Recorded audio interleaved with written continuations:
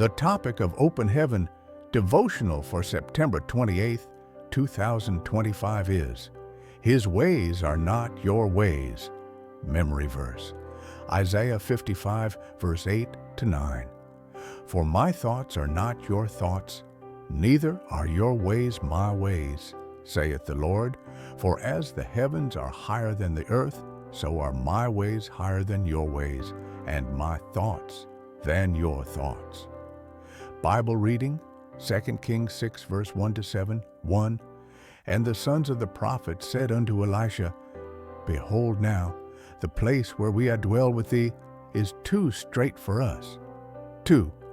Let us go, we pray thee, unto Jordan, and take thence every man a beam, and let us make us a place there where we may dwell. And he answered, Go ye. 3. And one said, Be content, I pray thee, and go with thy servants. And he answered, I will go. 4. So he went with them, and when they came to Jordan, they cut down wood. 5. But as one was felling a beam, the axe head fell into the water, and he cried and said, Alas, master, for it was borrowed. 6. And the man of God said, Where fell it? And he showed him the place, and he cut down a stick and cast it in thither, and the iron did swim. 7. Therefore said he, Take it up to thee. And he put out his hand and took it. Message for today. God's ways are beyond natural human comprehension. He can choose to make a donkey talk. Numbers 22, verse 28. Provide resources in unusual places. Matthew 17, verse 27. And use a sworn enemy to arrange for a fellow's promotion at work, like he used the Egyptians to sponsor the Israelites' journey in the wilderness.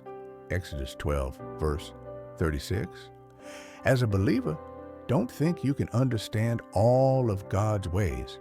All He requires from you is your faith and obedience. When you ask Him for something, you should do whatever He tells you to do and believe that He is more than able to meet your requests. People who think that God is too slow and that they can handle things by themselves often get into trouble.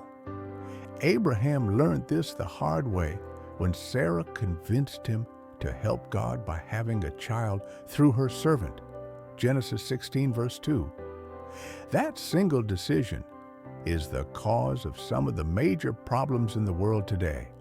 If God has said He will do something, He will do it to perfection. You cannot do it better than Him. In today's Bible reading, the sons of the prophets wanted to build a bigger accommodation, and they came to tell Elisha.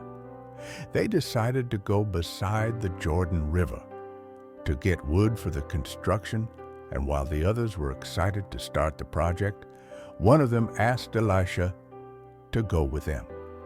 Beloved, it is good to make plans and embark on projects. However, if you don't involve God in all you do, your well-laid-out plans can crumble. This was what happened to the sons of the prophets. While they were happily cutting down wood and gathering it for their building project, they suddenly had a setback. One of them had borrowed an axe, and while cutting wood with it, the axe head fell into the water.